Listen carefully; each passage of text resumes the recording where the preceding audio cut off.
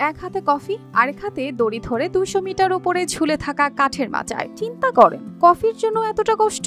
এখানে পা ফসকালেই গল্প একদম শেষ। তবুও শত শত মানুষ উঠে যাচ্ছেন এই 200 মিটার উঁচু কাঠের ক্যাফেতে। কফি কি এতটাই ভালো নাকি?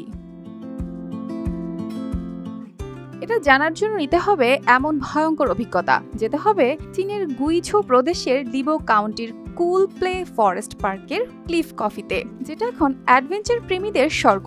উপরে উঠতে হয় খাড়া পাহাড় বেয়ে, সরু স্ট্রেইলে হেঁটে, প্রতিটি ধাপে নিজেকে দড়িতে আটকে রেখে। এই যাত্রা যতটা ভয়ঙ্কর, ঠিক ততটাই রোমাঞ্চকর। আর উপরে পৌঁছেই যেন অন্য এক জগৎ। চারপাশে সবুজ পাহাড়ের ঢেউ, দূরে মেঘে ঢাকা পর্বতশ্রেণী, গায়ে লাগে শীতল বাতাস। মনে হয় ভয়ের মধ্যেই লুকিয়েছিল এক অনন্য সৌন্দর্য।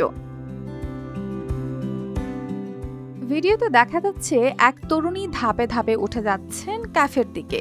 শুরুতে ভয় পেয়েছিলেন, নিজে তাকাতেই কেঁপে উঠেছিল তার মন। কিন্তু সামনে ছিলেন একজন প্রশিক্ষক গাইড, আর পিছনে তার সন্তানেরা, যাদের উৎসাহেই ভয় জয় করে পৌঁছে যান কাঠের সেই কফি মাচায়। জিয়াংশু থেকে আসা আরেক পর্যটক বলেন, ভ্রমণ গাইডে জায়গাটা দেখে এতটাই মুগ্ধ হয়েছিলেন যে নিজে ছুটে এসেছেন এখানে।